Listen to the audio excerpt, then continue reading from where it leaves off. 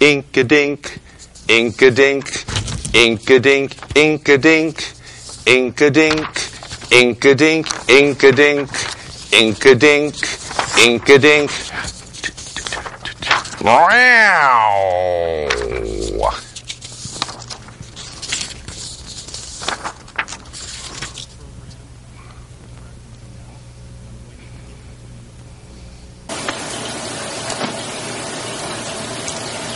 So, come on. Woo! Be careful, don't get that too close to the candidates for the presidential candidates, because they don't seem to like that catnip. They'll think it's something different. Well, it's just a little touch of the nip. And it's organic, so it's okay. Okay. Well, let me know when the camera's rolling, so I can. Yeah, I'll let you know. Oh, okay. Yeah. I got a couple more things I want to just putz around. Okay. Basil, what? The red light's on. No, it's not. He's joshing you. Well, I'm seeing something then. Something's. Oh.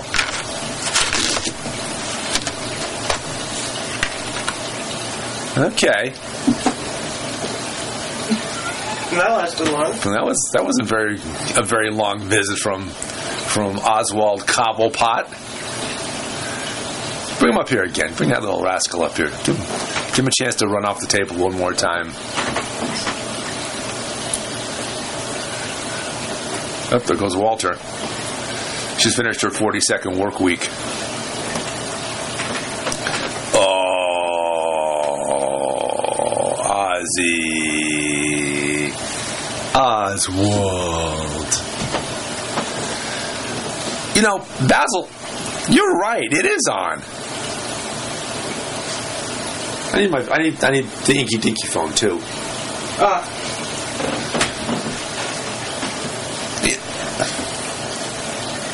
Now she's playing the thing with me with, are you in on this, Basil?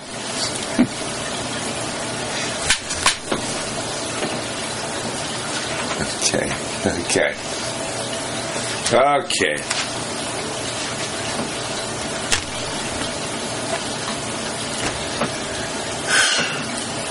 A good Friday evening. This is Basil BuddhaCat Presents. I don't know if you got a shot of Oswald Cobblepot and Walter Forest Cat. Walter was doing her weekly 40-second dust. And tonight we're going to talk presidential politics because Basil somehow or other got five Republican presidential candidates on the show tonight. 5 of them. And I guess they've been making their appearance. They're here. Basil said,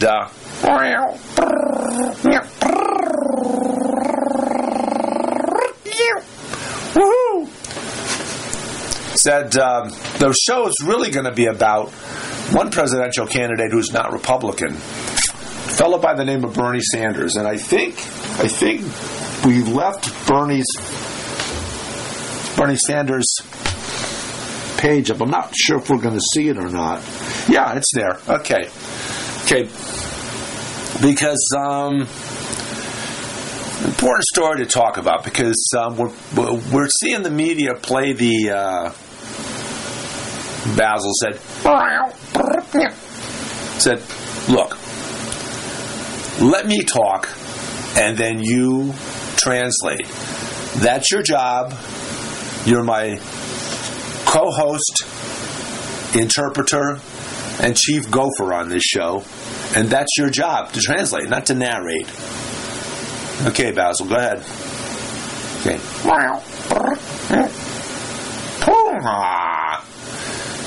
Basil said, there's a couple important items that are making the rounds in the media, looks like an attempt of Basil to try to splinter off Bernie Sanders support.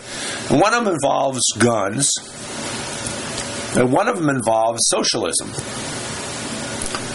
No, apparently they're Basil said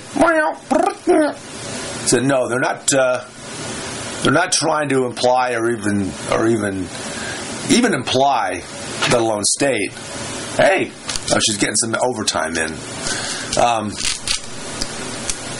that Bernie Sanders is somehow going to lead a socialist revolution, just like the president in office now, they claim, is trying to destroy America in some Marxist conspiracy, Marxist, socialist, communist, black conspiracy to overthrow the government and make America someplace different. And that's a quote from Donald Trump, by the way, and his elite core of followers.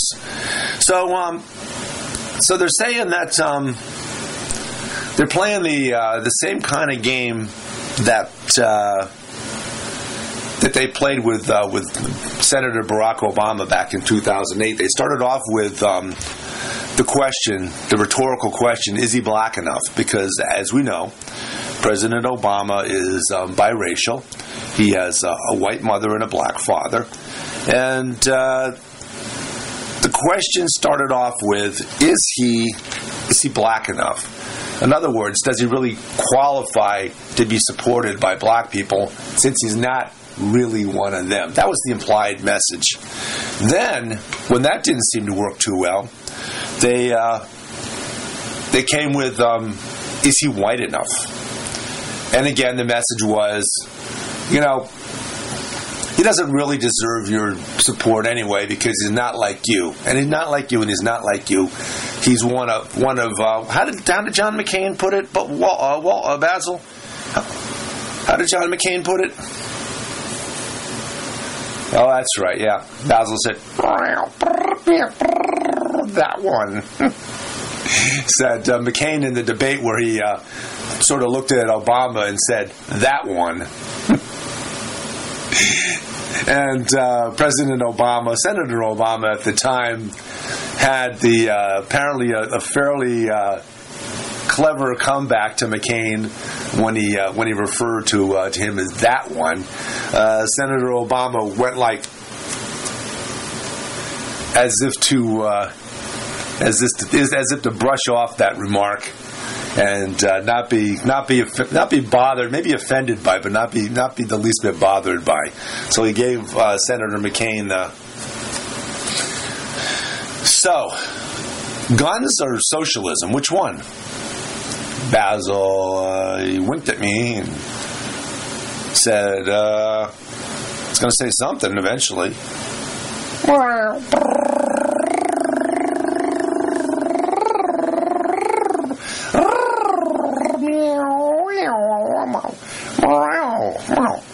Said both. So socialism. So Bernie Sanders is he describes himself as being a socialist, and that's to say he's not like a lot of Americans, including all the Republican candidates. He's not anti-social. He's not an anti-socialist. He's a socialist.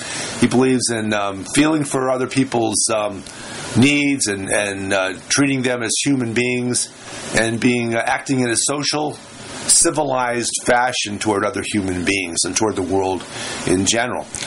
And if that qualifies as being a socialist, I'd like to know who amongst them. I know our good friend Marty Heiser for the Marty Heiser Show, who's been on Basil's show, and it was Basil's first non-two-dimensional guest.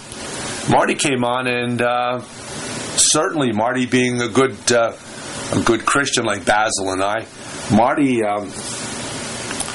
is kind of an honorary, and admitted just the tiniest little bit, admitted to being an honorary socialist in the sense that he not an anti-socialist. So So all of a sudden now, Bernie Sanders, who was elected to the House of Representatives from Vermont, their only seat in the House of Representatives, because it's a small state, so they only qualify for one representative, as do a number of other states. I think amongst them North Dakota, South Dakota, Idaho may have only one representative.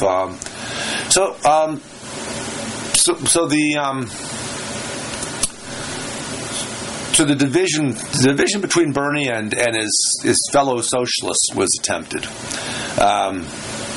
Some of them remarked that if he was running as a member of the Democratic Party, then in fact he really wasn't a socialist anyway.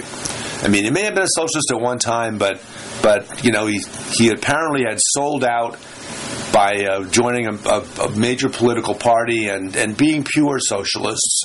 These folks were sort of like pure, I'm gonna say Ralph Nader supporters, or supporters of candidates that don't get any votes anyway. Our good friends from the Green Party that were on. You were there, weren't you, that night when I had? Okay, yeah. Basil said.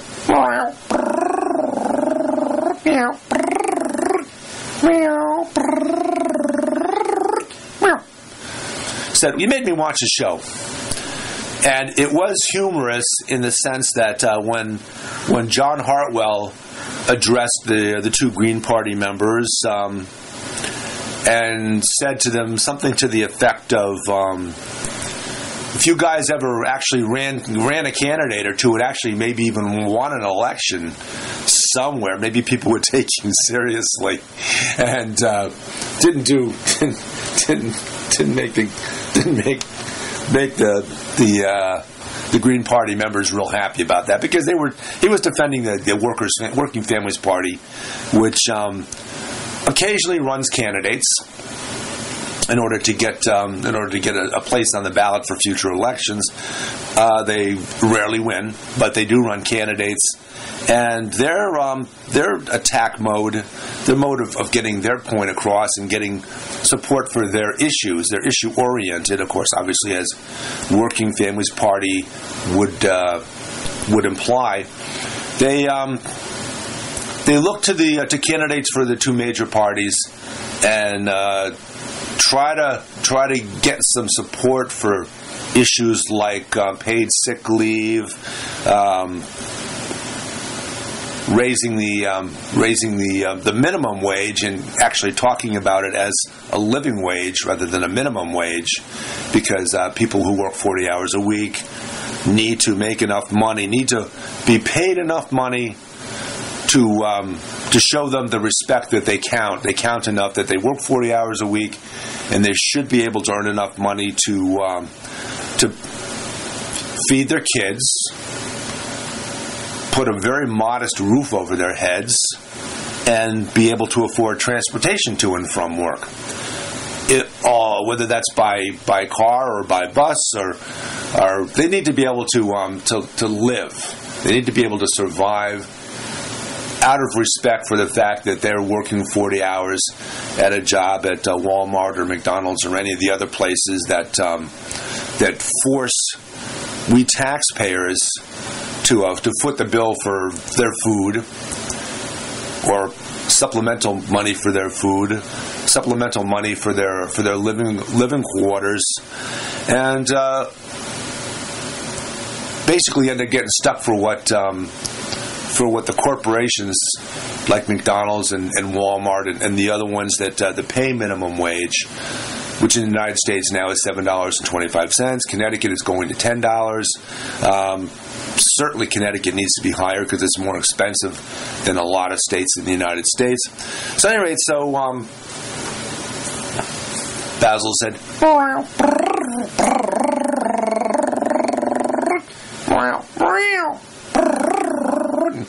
cut to the chase. Come on. Okay, so we'll get back to the socialist thing in a moment, but I I see that Basil actually has come through. And hold on.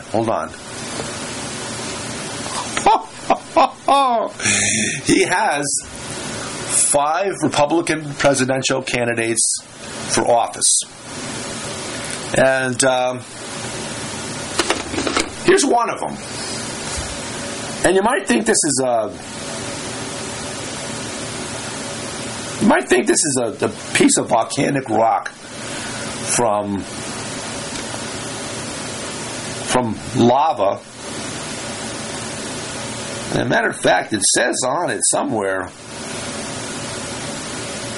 Sunset Crater, Arizona. But, no, it's not John McCain, apparently. No, it's one of the presidential candidates for the Republican Party. Okay? And, secondly, here's another one, which looks like, it's even got some bark on it, it looks like, some xylem, some exterior from a tree. It looks like it's from the petrified forest in Arizona. Okay.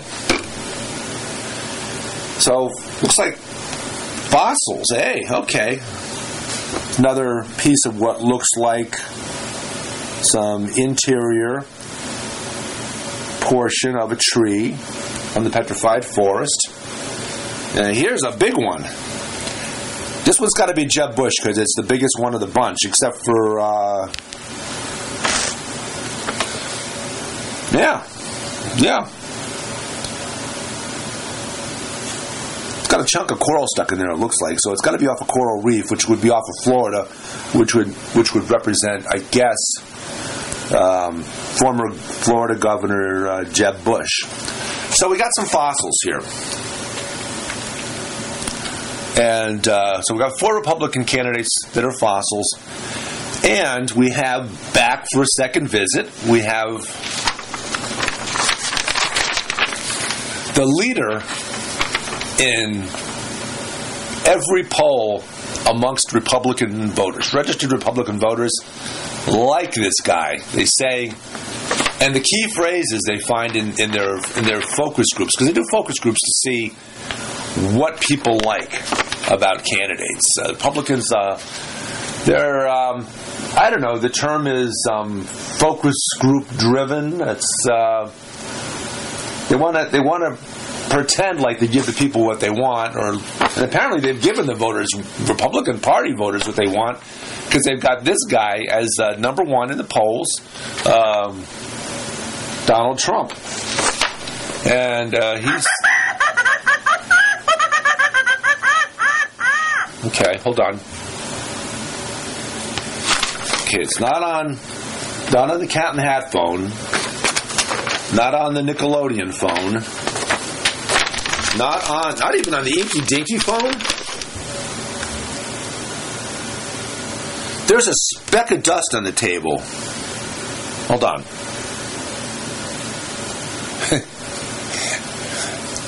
Yeah, I hear you, Mr. Trump. Yeah, I hear you. You're there. Okay.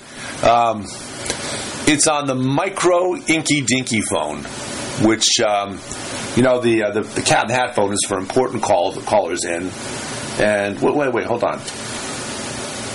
Lil.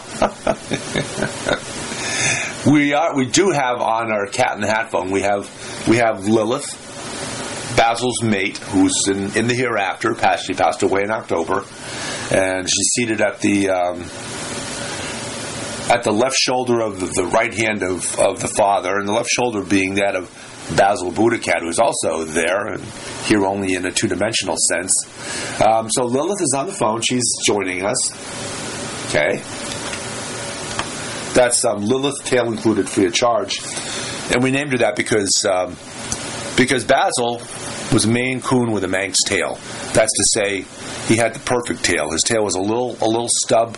Hold on, Mr. Trump. I've got you there. Just hold on. We'll be back with you in just a moment. Basil has the perfect tail, or had the perfect tail. Little inch-long stub like a Manx cat does. And Lilith had a big fluffy tail. So we decided that since we didn't have to pay extra to get that long fluffy tail with Lil, so she became Lilith, tail included, free of charge. And both Basil and Lilith came from shelters. They were adoptees from shelters. Later on, when Basil passed on, we from a friend we got Walter BuddhaCat, who was on the table earlier in the show. Hold on, God, my finger's burning up from the screaming. Okay, so. And now, of course, we have from friends of ours. We have he came as Sa. Sa is his Chinese name, but we call him Oswald Cobblepot because he looks like the character, the Penguin's alter ego in the Batman series, Oswald Cobblepot. So, all right, I hear you. We're going to get with you very soon. Hold on. So, okay. So the socialist thing. So they have these socialists come out in Vermont who supported Bernie Sanders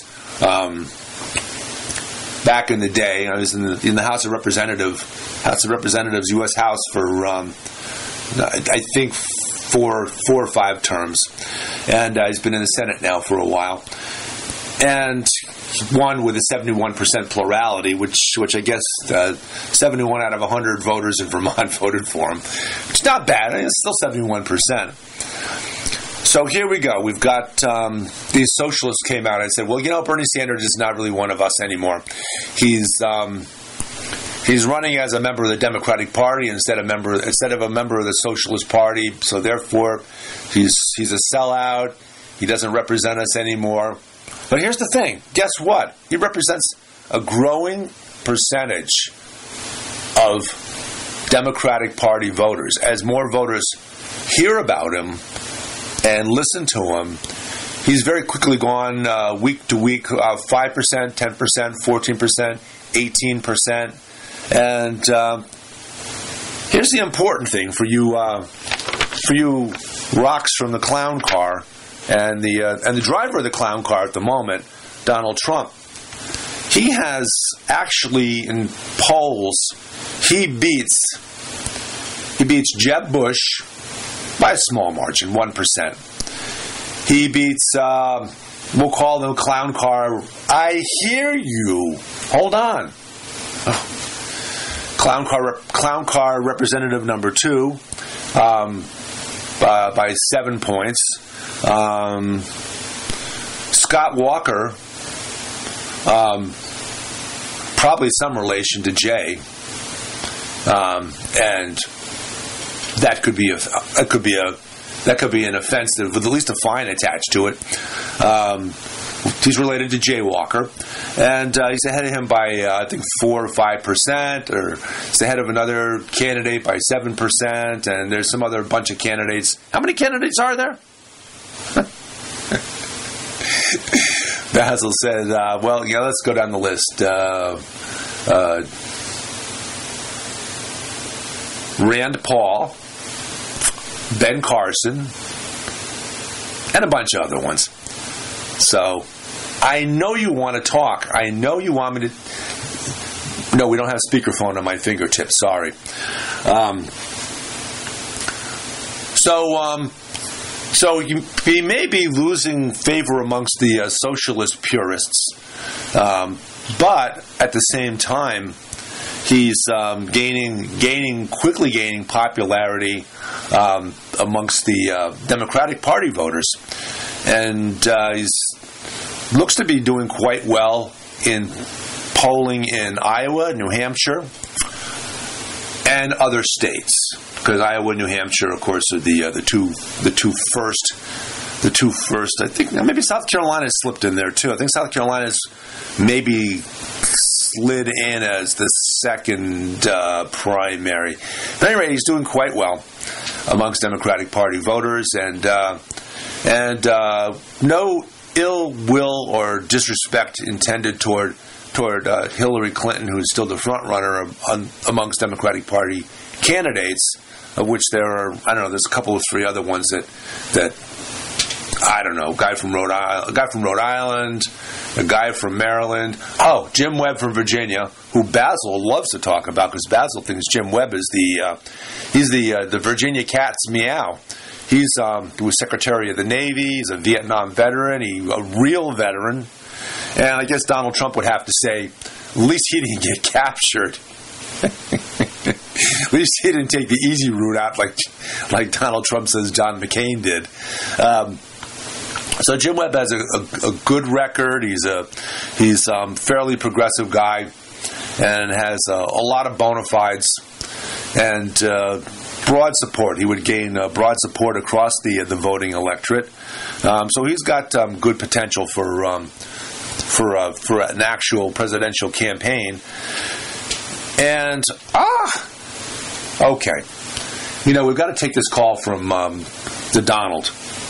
Because he's kind of clenching his mouth. He's ready to explode. The toupee's ready to blow off the top of his head like some sort of volcanic eruption. Oh, maybe this ought to be you then. Some pumice, some lava, no, that would be magma. So yeah, go ahead. Okay.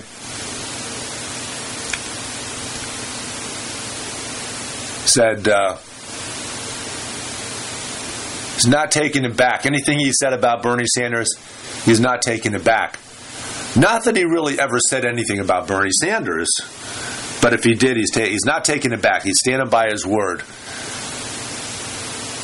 Mr. Trump, are you still standing by your characterizing John McCain as not a hero because he got captured?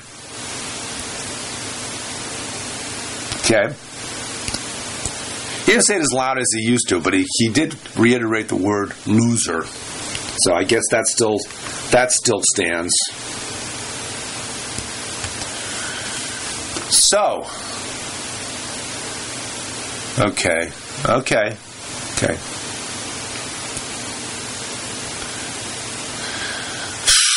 He's just going on and on and on and on and on and on and on about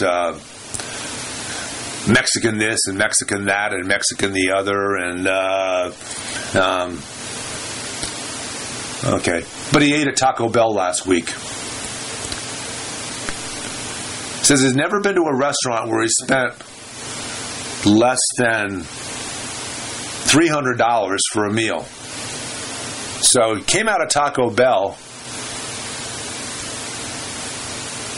weighing about 40 pounds more than he did going in, and spent the next 4 days doing interviews from the crapper. Okay. Hey, Sweetness, do you see how much time I got? Okay, so okay. Good. Okay, now we're going to have to put you on hold for a moment, Mr. Trump, because we have to. We've got one other issue to discuss, which is 2752 4. Okay. And we might have to get to that in our next episode because we want to talk about 28 about guns. And what we'll do is we'll do that in our Sunday morning episode. We'll talk about guns and Bernie Sanders and the whole big deal about that. This has been Basil BuddhaCat Presents. Basil BuddhaCat. I'm David Stevenson. Et cetera, the Republican presidential candidates and the nuttiest of the nutty. And see you Sunday morning. Good night.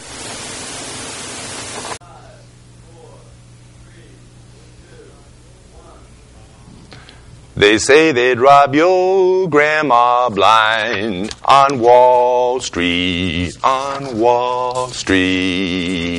fritter her away her Medicare on Wall Street.